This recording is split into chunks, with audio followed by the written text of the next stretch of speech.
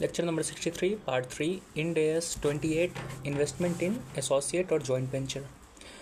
पिछला लेक्चर था Ind AS 111 को लेके, वेरिन हम लोग सीखे थे definition of joint operation and joint venture और अकाउंटिंग सीखे थे जॉइंट ऑपरेशन का।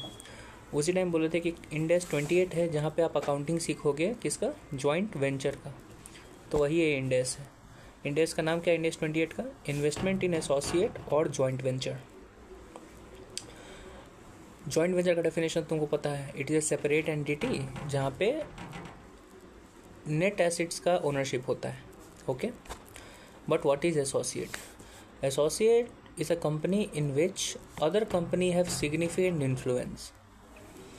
एसोसिएट एक ऐसा कंपनी है जिसका सिग्निफिकेंट इन्फ्लुएंस कोई और कंपनी के पास।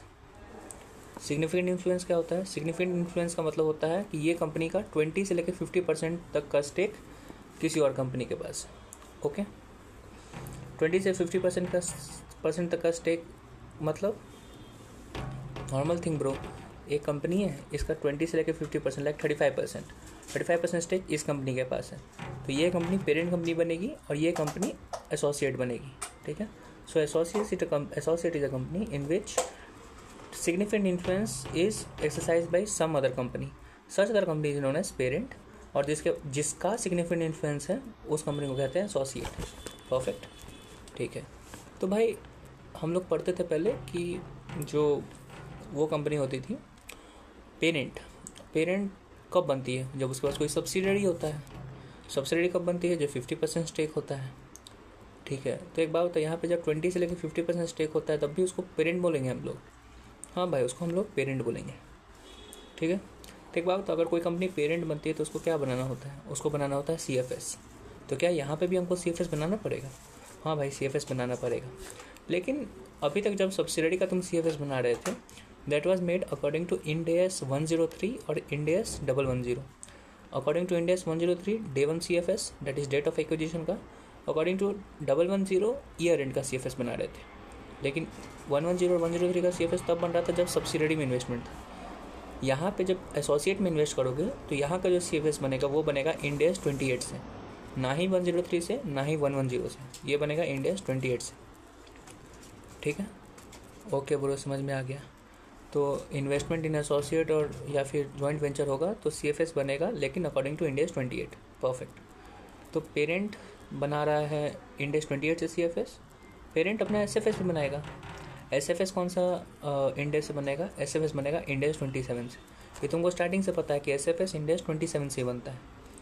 तो SFS पेरेंट बनाएगी 27 से, CFS बनाएगी 28 से। ठीक है, परफेक्ट, क्लियर। जब SFS बनाती है इंड AS 27 से तो सेपरेट फिनेंशियल स्टेटमेंट में वो क्या लिखती है? Investment in associate. ओके, लेकिन CFS जब बनाएगी तो उसमें भी सिर्फ एक ही चीज़ लिखेगी, इन्वेस्टमेंट इन एसोसिएट। जैसे हम लोग 110 या फिर 103 में पूरा INA लेके आते थे, फिर पेरेंट सब्सिडरी का ऐड करके बैलेंस शीट बनाते थे, वैसा यहाँ CFS नहीं बनेगा। यहाँ पे CFS SFS की तरह ही बनेगा, एकदम सिमिलर होगा और एकदम सब कुछ सारा एंट्री सेम जाएगा। सब सारा बात पेरेंट का ही होगा। SFS में भी सारा बात पेरेंट का ही होगा, पूरा एसेट पेरेंट का, लायबिलिटी पेरेंट का, सेलर का कोई बात नहीं, वो तो नॉर्मल SFS वैसा ही होता है। लेकिन जब पेरेंट CFS बनाएगी ना तब भी सब कुछ पेरेंट का ही होगा, उसमें SFS का कोई डेटा नहीं लाएगी। SFS में जैसे वो लिखी होगी इन्वेस्टमेंट इन एसोसिएट, वैसे ही CFS में लिखेगी इन्वेस्टमेंट इन एसोसिएट। ए भाई, जब SFS और CFS में दोनों बात सेम ही है तो अलग बनाने का क्या जरूरत है? क्या ज़रूरत है? SFS में जो इन्वेस्टमेंट इन एसोसिएट तुम लिख रहे हो उसका जो वैल्यू होगा वो होगा या तो कॉस्ट या fair value of the investment. लेकिन जो CFS में इन्वेस्टमेंट इन एसोसिएट आ रहा है उसका वैल्यू इक्विटी मेथड से निकलेगा, that is neither cost, that is nor fair value. Difference समझ में आया कि 27 और 28 में सब कुछ सेम होने के बाद भी, दैट इज़ SFS और CFS में दोनों सब कुछ सेम होने के बाद भी चेंज क्यों है? What is the difference? Difference is SFS में इन्वेस्टमेंट इन एसोसिएट आएगा कॉस्ट या फेयर वैल्यू पे, लेकिन CFS में आएगा इक्विटी मेथड से। ठीक है, आ गया समझ में। इंड AS 103 या 110 में 103 हम लोग ये सोच के बनाते थे कि उसमें SFS बिना क्रिएट किए हुए CFS बना रहे थे, लेकिन 110 में ये सोच के बनाते थे CFS कि पहले SFS बना हुआ था, अब CFS बना रहे हैं। ये सोचने से एसएफएस बनाना पहले बन चुका है, अब सीएफएस बना रहे, ये क्यों पॉइंट आता था? पॉइंट इसीलिए आता था क्योंकि अगर पहले एसएफएस बन चुका है then you need to eliminate investment intercompany transaction in CFS. लेकिन अगर एसएफएस नहीं बना हुआ है तो सीएफएस में तुमको कुछ एलिमिनेट करने का जरूरत नहीं होता था। Perfect, okay. तो ये तो 103 110 का बात हो गया। इंडेक्स 28 में क्या होता है? क्या इंडेक्स 28 जब सीएफएस बना रहे होते हैं तो उस टाइम सोचना होता है कि एसएफएस बना है कि नहीं। इंडेक्स 28 जब भी बनाओगे तो याद रखना कि उस टाइम एसएफएस नहीं बना हुआ है। क्या हुआ है? एसएफएस नहीं बना हुआ है। परफेक्ट। 103 की तरह ही 28 मान लेंगे कि 28 में एसएफएस नहीं बना है, हम लोग सीधा सीएफएस बना रहे हैं। परफेक्ट, ठीक है। समझ में आ गया कि एसएफएस में इन्वेस्टमेंट कॉस्ट पे आएगा और सीएफएस में इन्वेस्टमेंट इक्विटी मेथड पे आएगा। ये इक्विटी मेथड क्या है? What is equity method? Equity method is a method of valuing. Equity method is a method of valuing. Valuation का एक मेथड है। किस चीज़ का value? Valuation of the investment in associate और जॉइंट वेंचर। अच्छा, ठीक है। डेफिनेशन एक लाइन में बोल रहे हैं। Equity method is a method of valuing the investment in associate और joint venture which is in CFS. जब इंडेक्स 28 से सीएफएस बना रहे होते हैं तो इन्वेस्टमेंट आता है इक्विटी मेथड पे। तो what is equity method? Equity method एक फॉर्मूला है to find the value of such investment. CFS में लिख तो दिए investment in equity, investment in associate CFS में, लेकिन अमाउंट क्या आएगा? वो अमाउंट को ढूंढने का तरीका इज इक्विटी मेथड। परफेक्ट। ये जो सीएफएस कौन बनाता है? पेरेंट बनाता है। नॉर्मल चीज़ है भाई, कॉन्सेप्ट तुम्हारा क्लियर है। सीएफएस तो पेरेंट बनाता है। परफेक्ट, ठीक है, क्लीन एंड क्लियर। तो एक बात तुमको बताना चाहेंगे, इस चैप्टर में हम लोग सीएफएस बनाना नहीं सीखेंगे। क्यों नहीं सीखेंगे भाई? क्योंकि अभी तुमको बोले सीएफएस और एसएफएस सेम है, बस ये डिफरेंस है कि एक में इन्वेस्टमेंट आ रहा है फेयर वैल्यू पे, एक में इन्वेस्टमेंट इक्विटी मेथड पे आ रहा है। तो इस चैप्टर का मेन फोकस है तुम्हारा कि तुमको सिखाना कि how to find investment in associate using equity method. तुमको इक्विटी मेथड सिखाने का तरीका सिखाने के लिए चैप्टर आया हुआ है। ठीक, इस चैप्टर में हम लोग सिर्फ यही सीखेंगे कि इक्विटी मेथड से हम लोग कैसे निकालते हैं। परफेक्ट, एकदम परफेक्ट। चलो सीखते हैं कि how to find the value of investment in CFS using equity method. क्या होगा भाई? क्या मेथड है? इंपॉर्टेंट हार्ड मेथड होगा, यही सोच रहे हो, लेकिन ऐसा नहीं है। परफेक्ट टोटल इजी मेथड है और तुमको पहले से आता है। अरे हम आप तक नाम ही नहीं सुने इक्विटी मेथड का यार, हमको आएगा कैसे? बताते हैं कैसे आएगा। याद करो, जब इंडेक्स 103 पढ़ रहे थे या फिर 110 पढ़ रहे थे तो उसमें 5 या 6 स्टेप कुछ होता था। स्टेप 1 पीसी, स्टेप 2 आईएनए, याद है? वो सब होता था। परफेक्ट।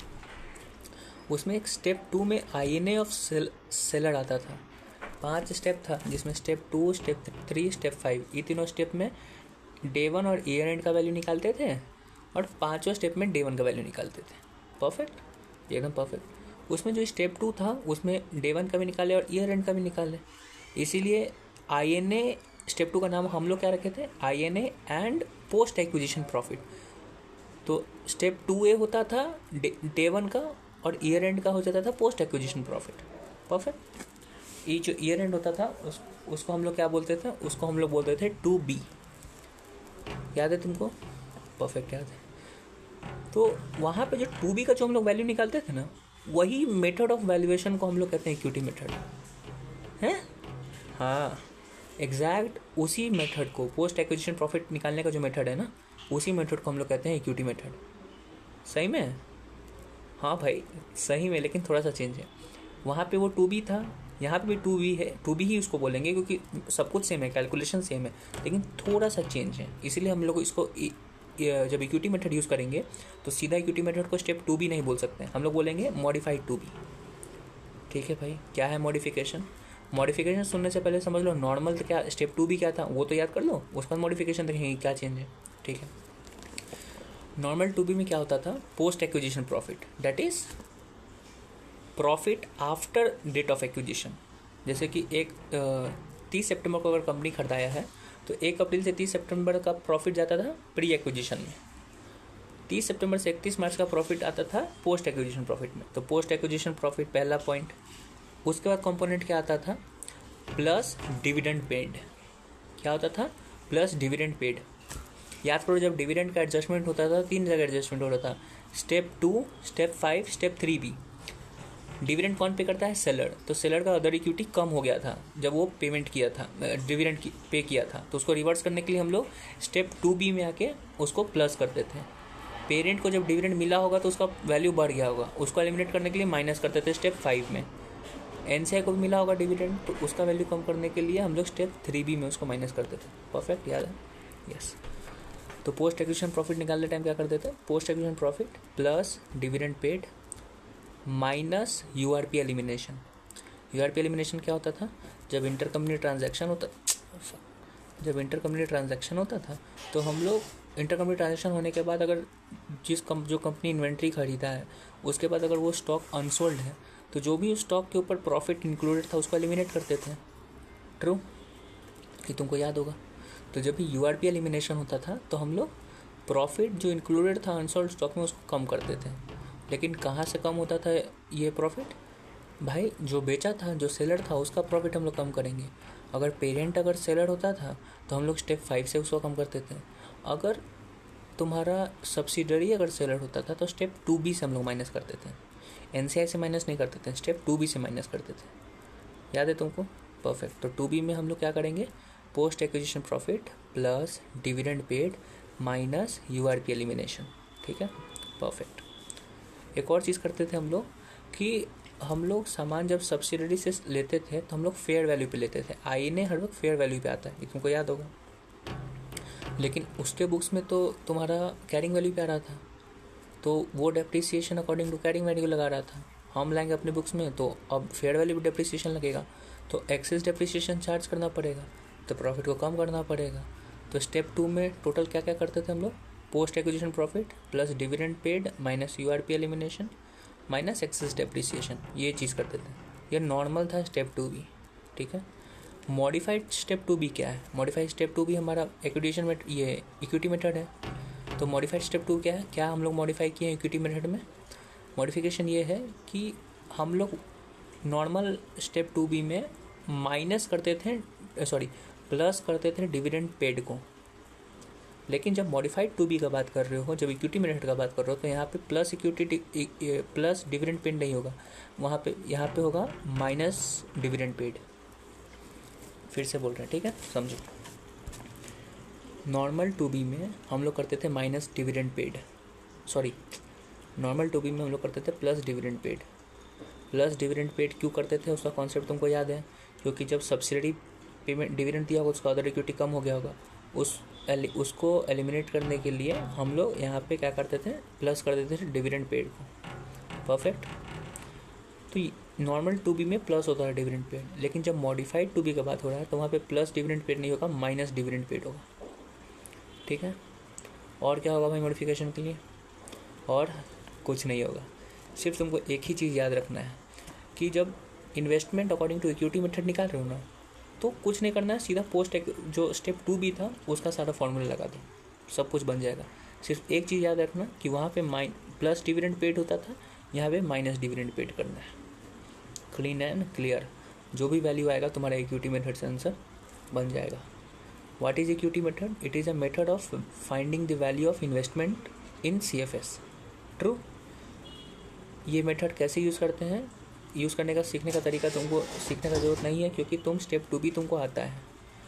जो ये है स्टेप, ये क्या उसको कहते हैं, इक्विटी मेथड जो है, that is equal to step 2B only but modified. What is the modification? Modification ये है कि स्टेप 2B में हम लोग प्लस डिविडेंड पेड करते थे, यहाँ पे इक्विटी मेथड में हम लोग माइनस डिविडेंड पेड करेंगे, बस। ठीक। अगर लॉजिक समझना है कि हम लोग माइनस डिविडेंड पेड क्यों करते हैं तो सुनो, बताते हैं। पहले याद करो कि हम लोग प्लस क्यों करते थे वहाँ डिविडेंड पेड। इंड AS 110 में हम लोग ये सोच के बनाते थे कि CFS SFS को बनाने के बाद बन रहा है, मतलब SFS पहले बन गया होगा फिर हम लोग CFS बना रहे हैं। ठीक है। तो जब SFS बना होगा तो जो पेरेंट है उसको डिविडेंड मिला होगा, क्योंकि सब्सिडरी उसको डिविडेंड दिया होगा, तो इसका जो प्रॉफिट है अदर इक्विटी वो बढ़ा हुआ होगा। परफेक्ट। लेकिन जब CFS बनता है तो इंटर कंपनी ट्रांजैक्शन होता है, उसको एलिमिनेट करना होता है, तो इसका प्रॉफिट बढ़ा हुआ है क्यों? क्योंकि इंटरकंपनी ट्रांजैक्शन वैसे। तो इसका प्रॉफिट हम लोग कम करते थे स्टेप नंबर 5 में, CFS में। CFS में हम लोग सब्सिडरी का भी सामान लाते हैं। तो सब्सिडी का जब सामान ला रहे थे तो फिर उसमें इंटरकंपनी ट्रांजैक्शन था, वो डिविडेंड पे किए हुए था, इसलिए उसका अदर इक्विटी कम था। तो अदर इक्विटी वहाँ पे कम था क्यों? क्योंकि इंटरकंपनी ट्रांजैक्शन है। इंटरकंपनी ट्रांजैक्शन को एलिमिनेट करते हैं CFS में, इसीलिए जब वो कम है उसका profit just because of dividend, तो हम लोग उसको प्लस कर देते थे। तो CFS में हम लोग क्या करते थे, सब्सिडरी का प्रॉफिट को बढ़ाने के लिए प्लस डिविडेंड करते थे स्टेप 2B में। पेरेंट का प्रॉफिट कम करने के लिए स्टेप 5 में माइनस करते थे डिविडेंड रिसीव्ड को, और NCI को भी माइनस करते थे। नॉर्मल कॉन्सेप्ट समझ में आ गया कि वहाँ पे प्लस क्यों करते थे। अब समझो यहाँ माइनस क्यों करते हैं। लॉजिक, वहाँ पे प्लस इसलिए सोच के करते थे क्योंकि वहाँ पे सोचे हुए थे SFS पहले बना हुआ है, इसलिए अब हमको CFS में जब बना रहे हैं तो इसमें जो रिकॉर्ड है डिविडेंड उसको एलिमिनेट करना है, पहला पॉइंट। लेकिन जब इंड AS 28 से CFS बन रहा है तो तुमको बोले हुआ है कि ये CFS ये सोच के बन रहा है कि SFS बना ही नहीं है, मतलब इसमें कोई डिविडेंड रिकॉर्ड ही नहीं हुआ है। तो भाई जब डिविडेंड रिकॉर्ड नहीं हुआ तो एलिमिनेट करने का कोई जरूरत ही नहीं है। परफेक्ट। तो यहाँ पे डिविडेंड प्लस करने का जरूरत नहीं। ठीक है भाई, समझ में आ गया कि डिविडेंड प्लस करने का जरूरत नहीं है, लेकिन तुम माइनस कर रहे हो यार। समझ में आ गया कि प्लस नहीं करोगे क्योंकि एलिमिनेट नहीं करना है, लेकिन माइनस क्यों कर रहे हो? बताते हैं उसका लॉजिक क्या है। डेफिनेशन याद है तुमको? अभी ये इसका इक्विटी मेथड का डेफिनेशन क्या दिए थे? इक्विटी मेथड का डेफिनेशन ये दिए थे, it is a method of finding the value of investment in CFS which is made by parent. CFS किससे बन रहा है? पेरेंट से बन रहा है। पेरेंट जो CFS बना रहा है उसमें जो इन्वेस्टमेंट है उसका वैल्यू हम लोग निकाल रहे हैं इक्विटी मेथड से। ठीक है, तो ये जो CFS वो पेरेंट के पॉइंट ऑफ व्यू से है। पेरेंट अपने CFS में क्या लिख रहा है? सिर्फ एक लाइन लिख रहा है, इन्वेस्टमेंट इन एसोसिएट, सिर्फ वो वैल्यू ढूंढ रहा है। परफेक्ट, एकदम परफेक्ट। जब पेरेंट जब इन्वेस्ट किया होगा अपने एसोसिएट में तो उसका क्या क्या खरीदा होगा? उसका इक्विटी शेयर कैपिटल ही खरीदा होगा, और इक्विटी शेयर कैपिटल में अदर इक्विटी भी आता है। ट्रू। तो जिस दिन खरीदा उस दिन उसका अदर इक्विटी 100 रुपये का था। ठीक है, ईयर एंड पे क्या हो रहा है कि उसका अदर इक्विटी हो गया 80 रुपया। क्यों? क्योंकि 20 रुपये का वो डिविडेंड पे किया। अब 20 रुपये का डिविडेंड किसको पे किया? पेरेंट को पे किया होगा और NCI को पे किया होगा। ट्रू। तो मान लेते 20 रुपये में से 12 रुपये पेरेंट को मिला है। ठीक है, परफेक्ट भाई। 12 रुपया मिला प्रॉफिट, तो वो पेरेंट अपने अदर इक्विटी में ऐड कर दिया होगा। ठीक है, मान लेते हैं। लेकिन इन्वेस्टमेंट जो अपने बुक में रिकॉर्ड किया हुआ था पेरेंट, वो लिखा हुआ था investment account debit to 200, investment in associate. Balance sheet में इन्वेस्टमेंट आ रहा था उसका 100 रुपया से, क्योंकि वो 100 रुपये का खरीदा हुआ था। 12 रुपये का डिविडेंड उसको मिला है, तो अपने अदर इक्विटी में पेरेंट लिख दिया 12 रुपये। अदर इक्विटी 12 रुपये में लिख दिया, अदर इक्विटी 12 रुपये यहाँ लिखा हुआ है, और अपना इन्वेस्टमेंट दिखा रहा है 100 रुपये पे। लेकिन एक बात बताओ, ये इन्वेस्टमेंट क्या अभी 100 ही रुपया का है? नहीं है। ये 100 रुपया क्यों दिखा रहे हैं? क्योंकि उसका जो इक्विटी शेयर कैपिटल है उसका 100 अमाउंट का हम खरीद रहे हैं, इसलिए 100 पे दिखा रहे हैं। लेकिन उसका इक्विटी शेयर कैपिटल तो कम हो गया 12 रुपये से, उसका दाम अब 88 रुपया है। तुम उसको कैसे दिखा सकते हो भाई अपने बुक्स पे 100 रुपये पे? वो तो डिविडेंड अपना पे किया तो उसका इक्विटी शेयर कैपिटल कम हुआ, अदर इक्विटी कम हुआ, और जब अदर इक्विटी उसका कम हुआ है तो तुम तो 100 रुपये पे नहीं दिखा सकते हो, तुमको भी कम करना होगा। तब तुम अपना कम करके 88 रुपये पे दिखाओगे, तभी तुम्हारा जो अदर इक्विटी 12 रुपये यहाँ पे और ये 88 मिला के 100 रुपया हो जाएगा। समझे कि हम यहाँ पे इन्वेस्टमेंट को यहाँ पे डिविडेंड पेड को माइनस क्यों कर रहे हैं, वहाँ पे प्लस क्यों कर रहे थे? उसका कॉन्सेप्ट तुमको समझ में आ गया। यहाँ माइनस क्यों कर रहे हैं? क्योंकि यहाँ पे CFS बना रहे हैं विदाउट मेकिंग SFS, और from the point of view of parent, इसलिए यहाँ पे माइनस कर रहे हैं। अगर लॉजिक नहीं समझ में आया तो कोई बात नहीं, याद कर लो, नॉर्मल सा चीज़ है कि यहाँ पे मॉडिफाइड 2B स्टेप लाएंगे और यहाँ पे प्लस डिविडेंड पेड की जगह माइनस डिविडेंड पेड करेंगे, बस। ठीक है, ओके, समझ में आ गया। ठीक है, अब इसको लेके क्वेश्चन बनाते हैं, तब तुम समझोगे कि क्वेश्चन कैसे बनता है। ठीक है, क्वेश्चन नंबर पेज नंबर 238 पे इसका क्वेश्चन है, अपने कॉपी में देखते हैं क्या है।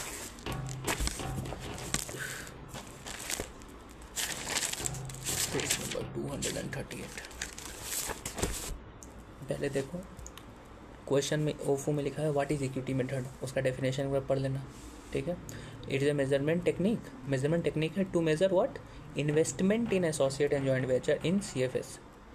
Calculation of value of investment from point of view of parent, देखो ब्रैकेट में लिखा हुआ है। ठीक है, ये बात तुमको याद रखना होगा कि point of view of parent से हम लोग बना रहे होते हैं, नॉर्मल सा चीज़ें, क्योंकि CFS पेरेंट ही बना रहा होगा, तो जो भी इन्वेस्टमेंट का वैल्यू निकालेंगे वो पेरेंट के मेथड, पेरेंट के पॉइंट ऑफ व्यू से निकालेंगे। ये इंपॉर्टेंट पॉइंट है, याद रखना, लॉजिकल भी है, ठीक है। क्वेश्चन क्या है, ये जो क्वेश्चन है ये इंक्लूसिव ऑफ एवरी एडजस्टमेंट है, जो भी इस चैप्टर में एडजस्टमेंट आने वाला है ना, इस टॉपिक को लेके, इक्विटी मेथड को लेके, सारा एडजस्टमेंट इसी में दिया हुआ है। तो एक बार जब इसको बना लोगे तो आगे का जितना क्वेश्चन है बुक में, जो इलस्ट्रेशन हम लोग करेंगे, सब तुमको ईजी लगेगा, ठीक है। स्टार्ट करते हैं। On 1 April 2011 AK limited acquired 25% stake in Mukku limited. AK limited इस कंपनी का 25% स्टेक ले रहा है, मतलब ये कंपनी एसोसिएट हो गया, ये कंपनी पेरेंट हो गया। AK पेरेंट, मुक्कू एसोसिएट, ठीक है। acquired 25% stake in Mukku Limited for 100 lakh. On that day, the book value of Mukku INA was 200 lakh and fair value of Mukku Limited was 250 lakh. जिस दिन 20% stake ले रहे हैं मुक्कू का, उस दिन इसका जो INA है उसका वैल्यू 200 लाख है। कितना है? 200 लाख, ओके। लेकिन ये कैरिंग अमाउंट है 200 लाख, लेकिन यही INA का फेयर वैल्यू कितना है? 250 lakh. Carrying amount 200 lakh, fair value 250 lakh, constant, perfect. The difference between carrying amount and fair value of Mukku INA is because of a PPE। Carrying amount 200 lakh है लेकिन फेयर वैल्यू 250 लाख है। क्यों है? क्योंकि एक मशीन है जिसका कैरिंग अमाउंट कुछ और होगा, उसका फेयर वैल्यू 50 लाख से बढ़ गया होगा, इसीलिए कैरिंग अमाउंट और बुक वैल्यू के फेयर वैल्यू के बीच में डिफरेंस है।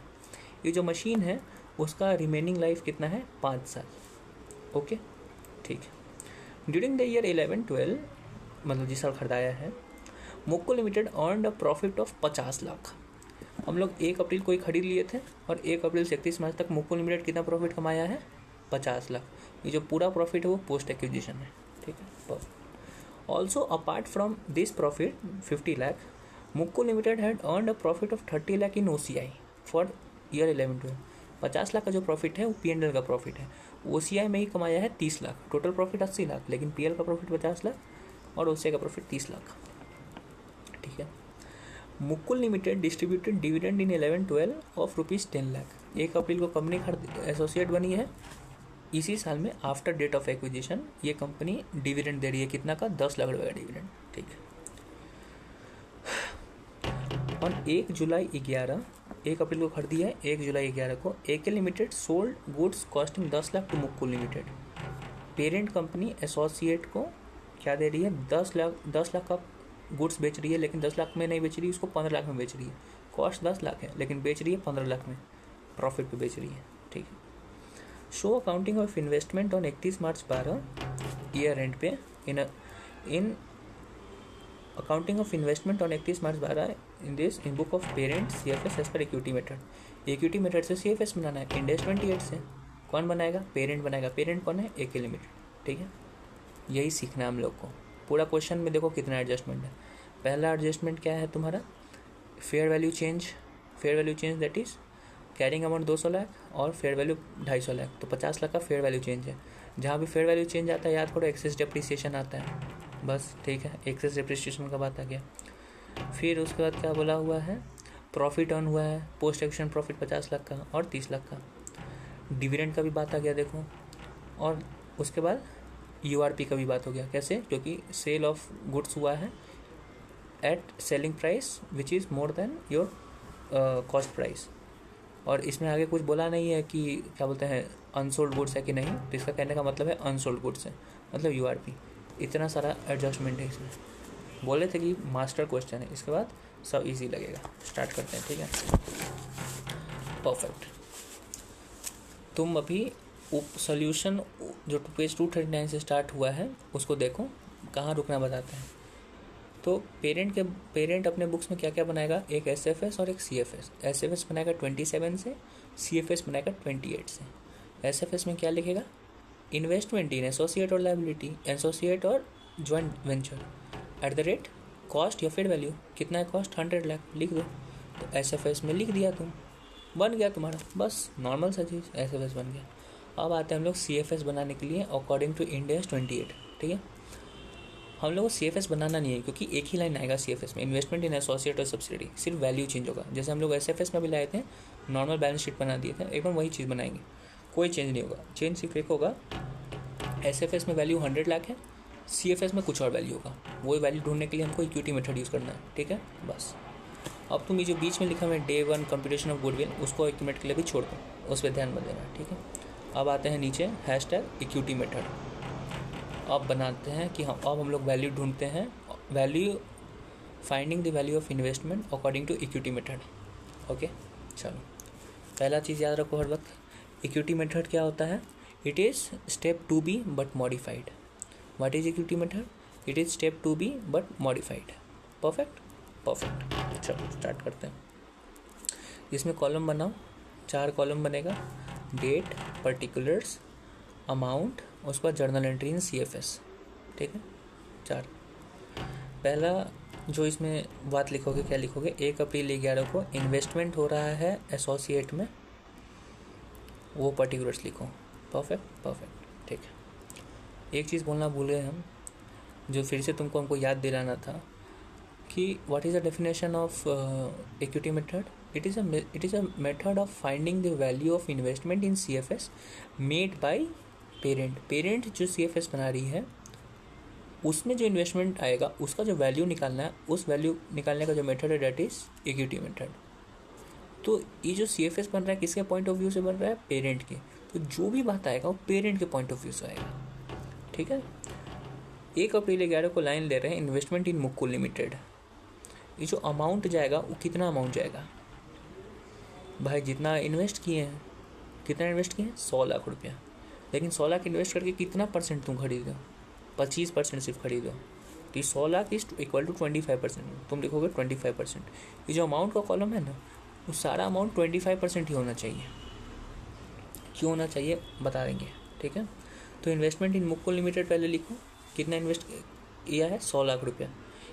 अगर तुमको एक लाइन दे देगी कि कैसे याद रहेगा कि कितना अमाउंट आएगा इन्वेस्टमेंट का वही अमाउंट आएगा जो PC है, जो परचेज कंसिडरेशन दिया है, डेट इज इन्वेस्टमेंट, बस वही 100 लाख रुपये। जर्नल एंट्री क्या होगा तुम्हारा इन्वेस्टमेंट का? Investment account debit to cash 100 lakh रुपया। परफेक्ट, बन गया, ठीक। Next, less excess depreciation. अब देखो तुमको क्या बोलते हैं? Step 2B। Equity method is modified step 2B। Modification ये था कि हम लोग डिविडेंड माइनस करते थे, ठीक है ओके। अभी तुम कंफ्यूज हो रहा होगा कि जब इक्विटी मेथड सिर्फ स्टेप 2B था तो हम लोग इन्वेस्टमेंट ऐड क्यों कर रहे हैं, पहला ही लाइन इन्वेस्टमेंट का क्यों लिख रहे हैं? उसका लॉजिक ये है मेरे भाई कि हम सिर्फ याद रखने के लिए तुमको बता रहे थे कि equity method is equal to step 2B, ठीक है। लेकिन इन एक्चुअल क्या होगा, तुमको इन्वेस्टमेंट का वैल्यू निकालना है, पूरा चैप्टर इन्वेस्टमेंट का वैल्यू निकालने के लिए इन्वेस्टमेंट का वैल्यू, उसके बाद स्टेप 2B का जो भी कैलकुलेशन है वो आएगा, ठीक है। इन्वेस्टमेंट का वैल्यू, फिर जो स्टेप 2B का कैलकुलेशन है वो आएगा प्लस माइनस करके, जो लास्ट वैल्यू आएगा that will be the investment का value according to equity method, ठीक है। तो पहला लाइन दे दी हम लोग इसका इन्वेस्टमेंट इन एसोसिएट, उसका दाम लिख दिए, हो गया। अब हम लोग क्वेश्चन में क्या है? फेयर वैल्यू चेंज है। फेयर वैल्यू चेंज है मतलब एक्सेस डेप्रिसिएशन है, और एक्सेस डेप्रिसिएशन क्या होता है? माइनस। तो लेस करेंगे हम लोग एक्सेस डेप्रिसिएशन। एक्सेस डेप्रिसिएशन कितना होगा? फेयर वैल्यू और फेयर वैल्यू चेंजेस कितना है? Carrying value, what is fair value change? Difference between carrying value and fair value, that is 50 lakh. तो 50 लाख का हमारा फेयर वैल्यू चेंज है। लेकिन उसकी वजह से एक्सेस डेप्रिसिएशन कितना होगा? उसको निकालने के लिए, एक्सेस डेप्रिसिएशन निकालने के लिए क्या करते तुम लोग? Depreciation according to carrying value, depreciation according to fair value, फिर डिफरेंस आता था तो पता चलता था कि एक्सेस डेप्रिसिएशन क्या है। लेकिन एक और मेथड था निकालने का, कौन सा मेथड था? Revaluation gain loss, that is the fair value change multiplied by life. ये तब यूज़ करते थे जब हमको डेप्रिसिएशन का रेट ना देके लाइफ ऑफ द एसेट दिया हुआ था। इस क्वेश्चन में लाइफ ऑफ द एसेट दिया हुआ है, तो हमको वो मेथड यूज़ करने का जरूरत नहीं है एक्सेस डेप्रिसिएशन निकालने का कि depreciation according to carrying amount, depreciation according to fair value. सीधा हम लोग करेंगे जो भी फेयर वैल्यू चेंज आया मल्टीप्लाइड बाय लाइफ। कितना फेयर वैल्यू चेंज है? 50 लाख का। लाइफ कितना है? 1/5। तो एक्सेस डेप्रिसिएशन कितना हो जाना चाहिए? 10 लाख रुपया। अमाउंट कॉलम में जाके 10 लाख लिख दो। नहीं, 10 लाख नहीं लिखाएगा। क्या बोलते हैं? अमाउंट कॉलम में सिर्फ 25% का जाएगा from point of view of parent. 10 lakh का जरूर एक्सेस डेप्रिसिएशन है, लेकिन पेरेंट का कितना हक है उसमें? सिर्फ 2.5 लाख का, क्योंकि पूरा पेरेंट का 25% 75% NCI है। तो एक्सेस डेप्रिसिएशन जो 10 लाख का है वो पेरेंट का भी है और NCI का भी है। तो पेरेंट का कितना है? सिर्फ 10 लाख का 25%, दैट इज 2.5 लाख। तो 2.5 लाख जो अमाउंट कॉलम होगा सिर्फ पेरेंट के पॉइंट ऑफ व्यू से बनेगा। पेरेंट का पॉइंट ऑफ व्यू का मतलब पेरेंट का जितना शेयर है सिर्फ उतना का अमाउंट, तो 25% आ गया। परफेक्ट ठीक है, चलो स्टार्ट करते हैं। इसका जर्नल एंट्री क्या होगा? एक्सेस डेप्रिसिएशन का जर्नल एंट्री होगा कि क्या देते थे हम लोग एक्सेस डेप्रिसिएशन का journal entry? P&L account debit to asset का वैल्यू कम करना होता था। यहाँ पे हमारा एसेट क्या है? इन्वेस्टमेंट। तो consolidated P&L account debit to investment. ठीक है, परफेक्ट। उसके बाद क्या क्वेश्चन था? क्वेश्चन में था कि पोस्ट एक्विजिशन प्रॉफिट हो रहा था 50 लाख रुपये का। तो पोस्ट एक्विजिशन प्रॉफिट हो रहा 50 लाख का, तो वो भी ऐड होगा। स्टेप 2B में क्या होता था? Minus excess depreciation, post acquisition profit.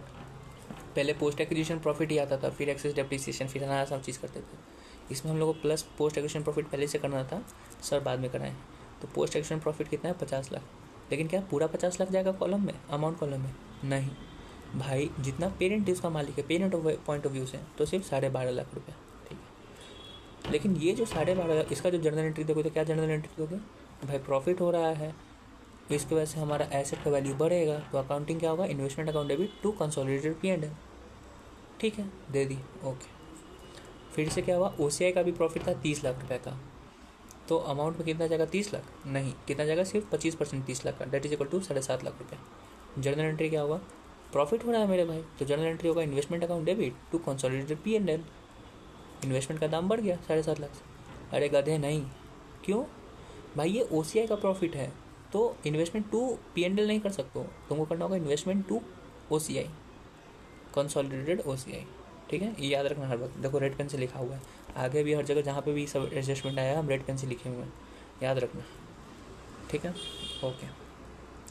फिर डिविडेंड का बात आता है। इसी डिविडेंड की वजह से ये मॉडिफाइड स्टेप 2B है। वहाँ पे नॉर्मल 2B में हम लोग प्लस डिविडेंड पेड करते थे, यहाँ पे हम लोग करेंगे माइनस डिविडेंड पेड। 10 लाख हो रहा है, तो क्या पूरा अमाउंट में 10 लाख जाएगा? नहीं, जो पेरेंट का शेयर है डेट इज़ 25%, सिर्फ 2.5 लाख, 2.5 लाख माइनस। ओके। फिर क्वेश्चन में था क्या? URP elimination. URP था, तो हम लोग स्टेप 2B में URP एलिमिनेट करते थे, याद होगा तुमको। स्टेप 2B में URP एलिमिनेट तब करते थे जब सेलर सब्सिडियरी होता था। परफेक्ट।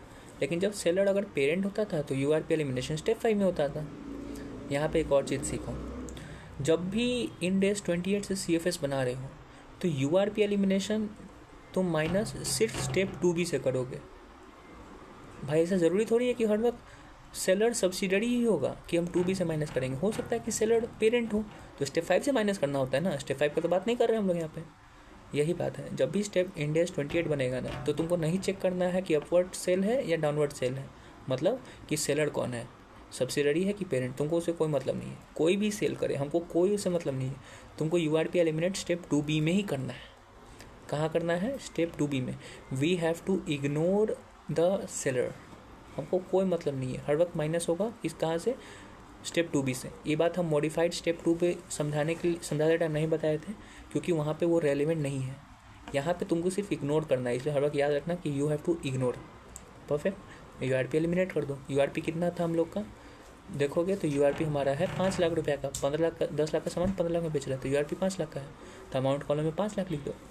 अरे नहीं, अमाउंट कॉलम में सिर्फ उतना जाएगा जो पेरेंट का शेयर है।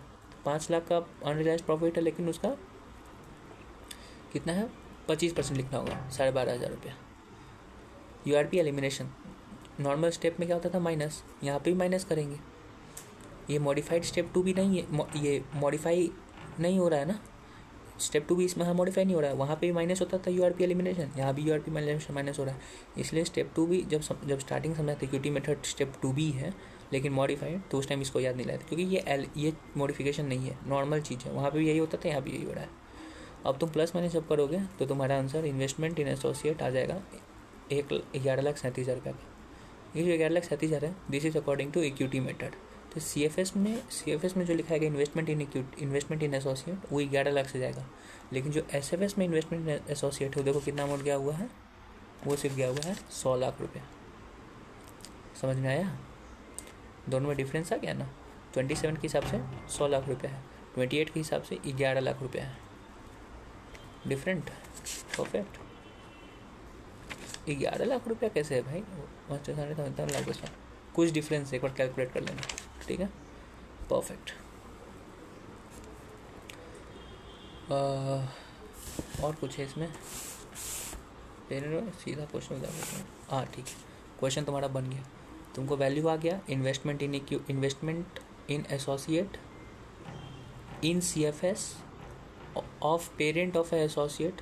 इंड AS 28 के हिसाब से जब CFS बन रहा है तो उसमें जो इन्वेस्टमेंट आएगा उसका वैल्यू इक्विटी मेथड से आएगा। इक्विटी मेथड क्या था बता दिए तुमको। Equity method is equal to modified step 2B। कैसे? जब इक्विटी मेथड से तुम वैल्यू निकालोगे इन्वेस्टमेंट का, तो कैसे निकालोगे? इन्वेस्टमेंट का value plus minus modified step 2B। Modified step 2B क्या है? यहाँ पे डिविडेंड पेड माइनस होगा। बस आंसर आ गया तुम्हारा, खत्म। ऐसे करके तुम्हारा क्वेश्चन बन जाएगा। ओके, हो गया, परफेक्ट। यही चीज़ था। एक चीज़ हम तुमको बीच में नहीं बताए थे, अब बता देते हैं क्योंकि अब रेलेवेंट नहीं है लेकिन पता होना चाहिए। जब CFS ऑफ पेरेंट निकाले थे पेज 239 में, तो वहाँ पे तुम कंप्यूट कर रहा था गुडविल या फिर GBP। तो हम लोग नॉर्मली गुडविल GBP निकालते थे, ठीक है। यहाँ पे तुम गुडविल GBP निकालोगे, लेकिन उसको निकाल के कहीं एडजस्टमेंट नहीं होगा, कुछ उसका जरूरत नहीं है, कहीं कोई एडजस्टमेंट नहीं होगा, सिर्फ डिस्क्लोजर आएगा। अगर गुडविल आएगा तो उसको तुमको डिस्क्लोज करना होगा, अगर GBP आएगा तो उसको तुमको एक रिकग्नाइज करना होगा, जर्नल एंट्री देना होगा। सर के हिसाब से कहीं भी क्वेश्चन नहीं है और पूरे बुक में क्वेश्चन नहीं है जहाँ पे भी GBP आएगा, कोई क्वेश्चन में GBP नहीं आएगा, तो तुमको दिमाग लगाने की जरूरत नहीं है। गुडविल आता है जनरली, हर वक्त क्वेश्चन में गुडविल आएगा तो उसको सिर्फ डिस्क्लोज करना होगा। जब कंप्यूटेशन करोगे गुडविल का तो क्या होता है फॉर्मूला गुडविल का? आराम से फॉर्मूला है भाई, PC plus NCI plus PHC minus INA। Okay, लेकिन हमारे क्वेश्चन में PC प्लस NCI नहीं आएगा, NCI से कोई मतलब नहीं होगा, plus PHC previously hand investment में कुछ नहीं होगा, माइनस INA। तो जब इंड AS 28 बनाओगे तो गुडविल का फॉर्मूला होगा PC माइनस INA। INA हम लोग होता था 100% से, अब PC जितना परसेंट होता था सो होता था। PC plus PC plus NCI plus PHC करके 100% करते थे और माइनस INA 100% करते थे। यहाँ पे हमको INA 100% से कोई मतलब नहीं है। क्वेश्चन क्या बोला था इसका डेफिनेशन इक्विटी मेथड का? ये डेफिनेशन बोले थे कि it is from the point of view of parent. तो INA भी सिर्फ इसमें 25% ही लेंगे, PC भी 25% का, INA भी 25% का, तुम्हारा गुडविल आ जाएगा। और ये जो गुडविल होगा उसको तुमको सिर्फ डिस्क्लोज करना है। तो जब तुम देखोगे इक्विटी मेथड में जो पहला एंट्री दिया इन्वेस्टमेंट का, उसके ब्रैकेट में देखो नीचे लिखे हैं goodwill of 37.5 is included in investment. बस ये डिस्क्लोज करना और कुछ नहीं। आ गया समझ में? Perfect, bye.